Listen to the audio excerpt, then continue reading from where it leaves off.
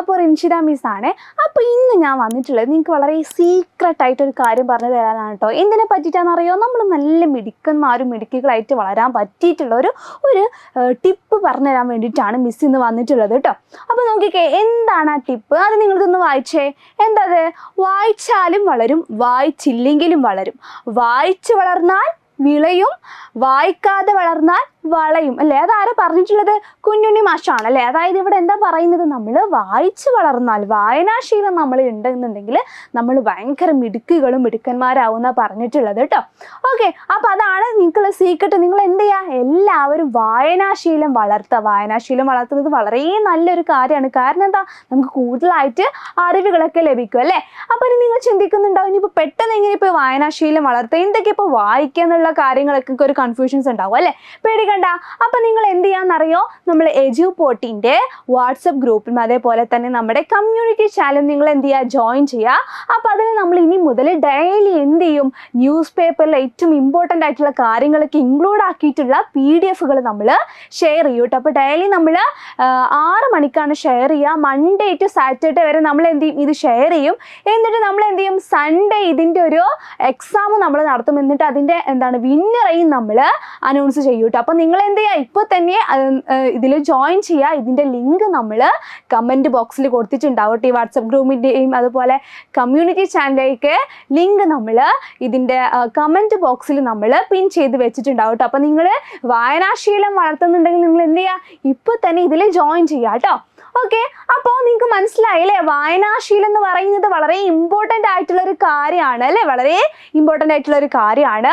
അപ്പോൾ നമ്മളൊരു വായനാശീലം വളർത്തുന്നതിനായിട്ട് അല്ലെങ്കിൽ ഇതിൻ്റെ ഒരു ഇമ്പോർട്ടൻസ് അല്ലെ, വായനക്ക് വളരെ ഇമ്പോർട്ടൻസ് കൊടുക്കാനായിട്ട് നമ്മളൊരു ഡേ സെലിബ്രേറ്റ് ചെയ്യുന്നുണ്ട് കേട്ടോ. ആ ഡേ ഏതാ നോക്കിക്കേ? ഏതാണ്? നമ്മുടെ വായനാ ദിനമാണ് അല്ലേ? അപ്പോൾ നമ്മൾ പറഞ്ഞു വായനക്ക് വളരെയധികം ഇമ്പോർട്ടൻസ് ഉണ്ടല്ലേ? നമുക്ക് കൂടുതലായിട്ട് നോളേജ് ഒക്കെ കിട്ടാനുള്ള ഒരു വഴിയാണ് ഈ വായന എന്ന് പറയുന്നത് അല്ലേ?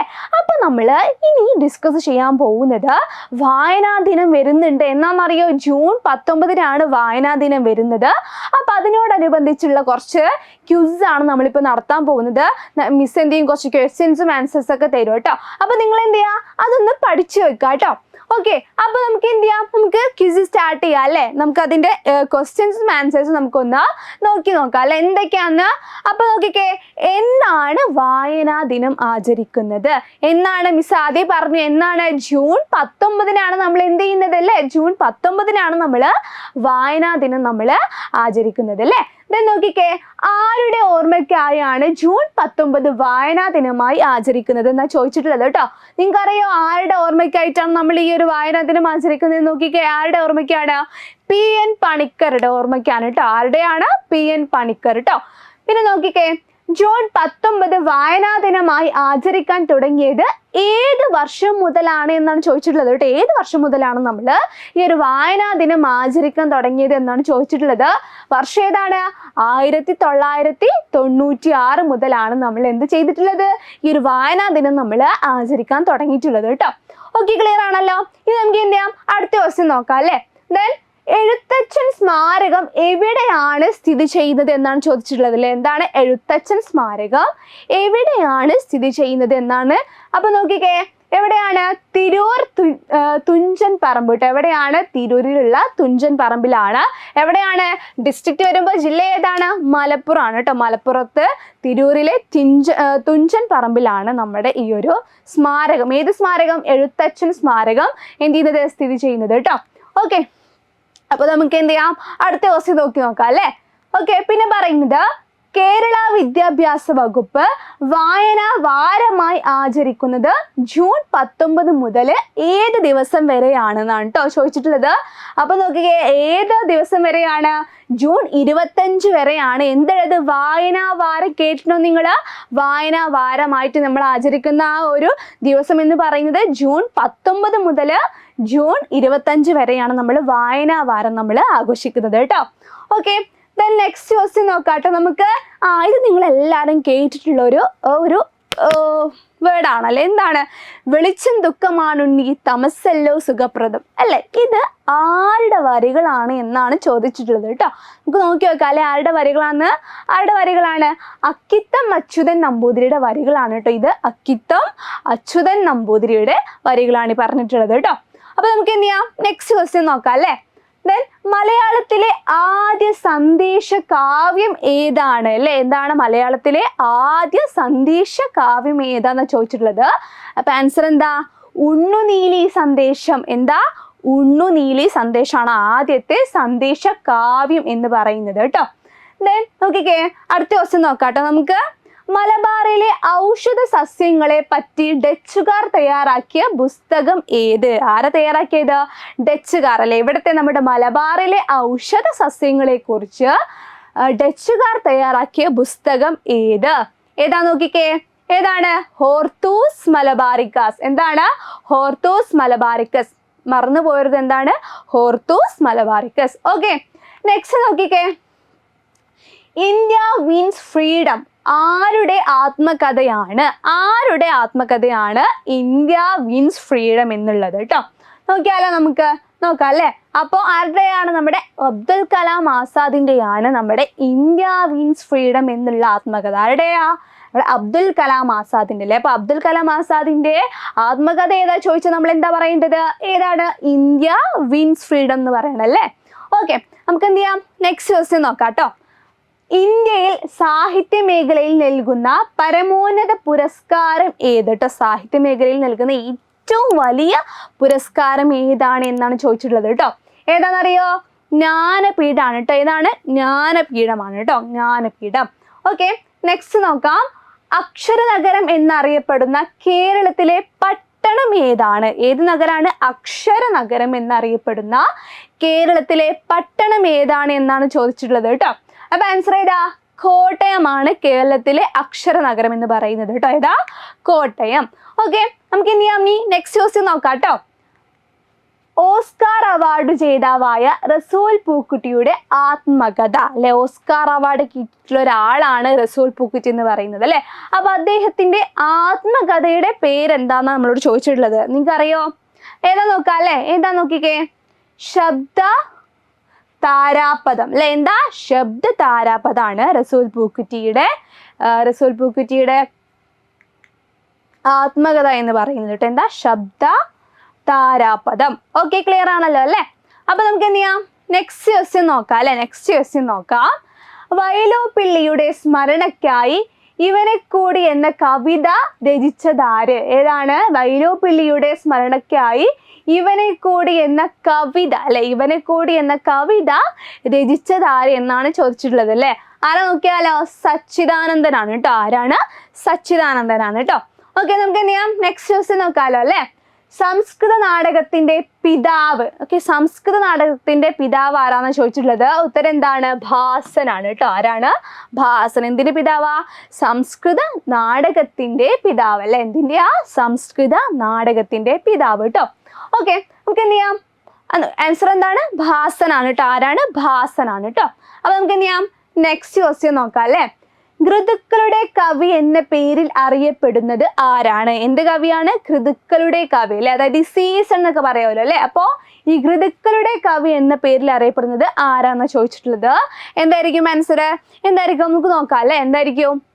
ചെറുശ്ശേരിയാണ് കേട്ടോ. ചെറുശ്ശേരിയാണ് എന്തെന്ന് പറയുന്നത് നമ്മുടെ ഋതുക്കളുടെ കവി എന്നറിയപ്പെടുന്നത് ആരാ? ചെറുശ്ശേരിയാണ് കേട്ടോ. ആരാ? ചെറുശ്ശേരിയാണ്. നമുക്ക് എന്ത് ചെയ്യാം, നെക്സ്റ്റ് ക്വസ്റ്റ്യൻ നോക്കാം അല്ലെ. തത്വമസി എന്ന ഗ്രന്ഥത്തിന്റെ കർത്താവ്. ഏതാ ഗ്രന്ഥം? തത്വമസി അല്ലെ. തത്വമസി. അതിന്റെ ഗ്രന്ഥത്തിന്റെ കർത്താവ് ആരാണ്? അത് എഴുതിയിട്ടുള്ള ആള് ആരാന്ന് ചോദിച്ചിട്ടുള്ളത് കേട്ടോ. നോക്കിയാൽ ആരാന്ന്?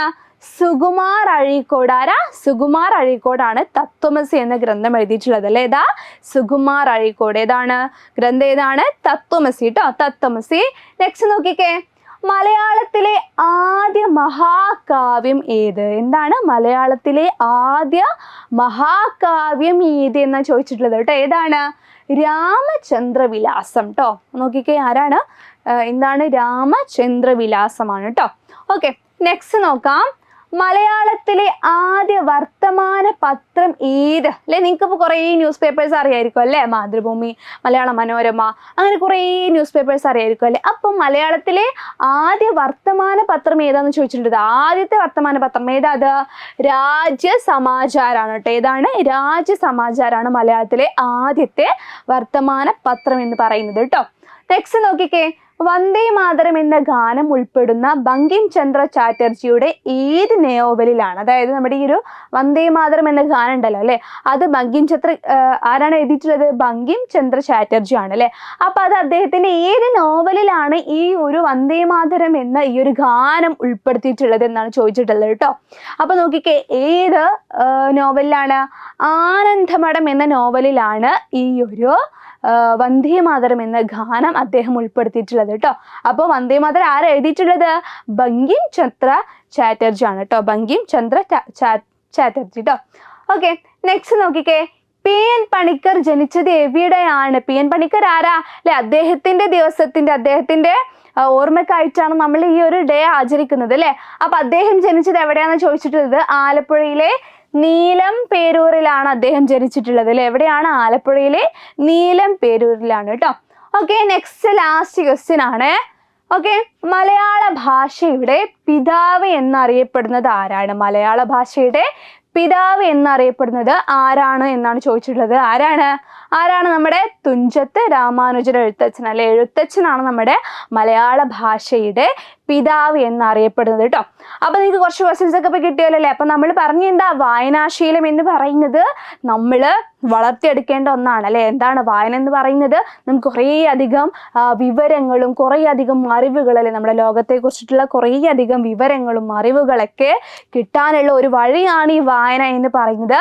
അപ്പൊ നമ്മൾ വായനാശീലം വളർത്താനായിട്ട് നിങ്ങൾ എന്ത് ചെയ്യുക? ഇപ്പൊ തന്നെ എന്ത് ചെയ്യുക? നമ്മുടെ എജുപോർട്ടിന്റെ വാട്സപ്പ് ഗ്രൂപ്പിലും കമ്മ്യൂണിറ്റി ചാനലും നിങ്ങൾ എന്ത് ചെയ്യുക? നിങ്ങൾ ജോയിൻ ചെയ്യുന്നതിന്റെ ലിങ്ക് എവിടെ ഉണ്ടാവും? ഇതിന്റെ കമന്റ് ബോക്സിൽ ഉണ്ടാവും കേട്ടോ. അപ്പൊ നമ്മൾ എന്ത് ചെയ്യും? നമ്മൾ എല്ലാ ദിവസവും, അതായത് മൺഡേ ടു സാറ്റർഡേ, നമ്മൾ 6 മണിക്ക് ന്യൂസ് പേപ്പറിന്റെ പ്രധാനപ്പെട്ട ഹെഡ്ലൈൻസ് അല്ലെങ്കിൽ പ്രധാനപ്പെട്ട വിവരങ്ങളൊക്കെ നമ്മൾ എന്ത് ചെയ്യും?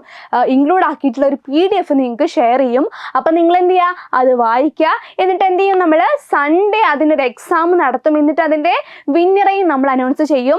അപ്പൊ അതിന് വേണ്ടിയിട്ട് നിങ്ങൾ എന്ത് ചെയ്യുക? നമ്മുടെ എജുപോർട്ടിന്റെ കമ്മ്യൂണിറ്റി ഗ്രൂപ്പിലും അതുപോലെ തന്നെ വാട്സപ്പ് ഗ്രൂപ്പിലേക്ക് നിങ്ങൾ എന്ത് ചെയ്യുക? നിങ്ങൾ ജോയിൻ ചെയ്യുക കേട്ടോ. ഓക്കെ, അപ്പൊ മക്കളെ, നമ്മുടെ ക്ലാസ് 6ന്റെ സൂപ്പർ ബാച്ച് നമ്മൾ ജൂൺ 5-ന് നമ്മൾ എന്ത് ചെയ്യണം? നമ്മൾ സ്റ്റാർട്ട് ചെയ്തിട്ടുണ്ട്. അപ്പൊ നിങ്ങൾ എന്ത് ചെയ്യുക? ഇപ്പോൾ തന്നെ നമ്മുടെ സൂപ്പർ ബാച്ചിൽ നിങ്ങൾ ജോയിൻ ചെയ്യുക കേട്ടോ. അപ്പൊ അതിന്റെ പ്രൈസ് വരുന്നത് എത്രയാണ്? 2599 രൂപയാണ്. അപ്പൊ നിങ്ങൾ എന്ത് ചെയ്യുക? ഇപ്പോൾ തന്നെ നമ്മുടെ സൂപ്പർ ബാച്ചിൽ ജോയിൻ ചെയ്യുക. പിന്നെ അതുപോലെ തന്നെ മിസ് പറഞ്ഞു എന്താണ്? നമ്മളെ ഗ്രൂപ്പിൽ നിങ്ങൾ എന്ത് ചെയ്യുക? നിങ്ങൾ ജോയിൻ ചെയ്യുക. നമ്മുടെ വാട്സപ്പ് ഗ്രൂപ്പിലും അതുപോലെ തന്നെ കമ്മ്യൂണിറ്റി ചാനലും നിങ്ങൾ ജോയിൻ ചെയ്യുക. എന്നാൽ നമുക്ക് എന്ത് കിട്ടും? നമുക്ക് ഡെയിലി ഉള്ള ന്യൂസ് പേപ്പേഴ്സിൽ പ്രധാനപ്പെട്ട ഇമ്പോർട്ടൻ്റ് ആയിട്ടുള്ള കുറേ അധികം കാര്യങ്ങൾ നമ്മൾ എന്ത് ചെയ്യും? നമ്മൾ ഷെയർ ചെയ്യും. അപ്പൊ നിങ്ങൾക്ക് അതൊക്കെ എന്ത് ചെയ്യാൻ? വായിക്കാൻ പറ്റും. അപ്പൊ അതുപോലെ തന്നെ എന്ത് ചെയ്യും? നമ്മൾ മൺഡേ ടു സാറ്റർഡേ ആണ് നമ്മൾ ഇത് ഷെയർ ചെയ്യുക. ദെൻ നമ്മൾ എന്ത് ചെയ്യും? നമ്മൾ സൺഡേ എന്ത് ചെയ്യും? ഇതിന്റെ ഒരു എക്സാം നമ്മൾ കണ്ടക്ട് ചെയ്യും. എന്നിട്ട് നമ്മൾ വിന്നറേയും നമ്മൾ അനൗൺസ് ചെയ്യും. അപ്പൊ നിങ്ങൾ വായനാശീലം വളർത്താൻ വേണ്ടിയിട്ട് ഇപ്പോൾ തന്നെ നമ്മുടെ കമ്മ്യൂണിറ്റി ചാനലിലും അതുപോലെ തന്നെ വാട്സപ്പ് ഗ്രൂപ്പിലും നിങ്ങൾ എന്ത് ചെയ്യുക? ജോയിൻ ചെയ്യുക കേട്ടോ.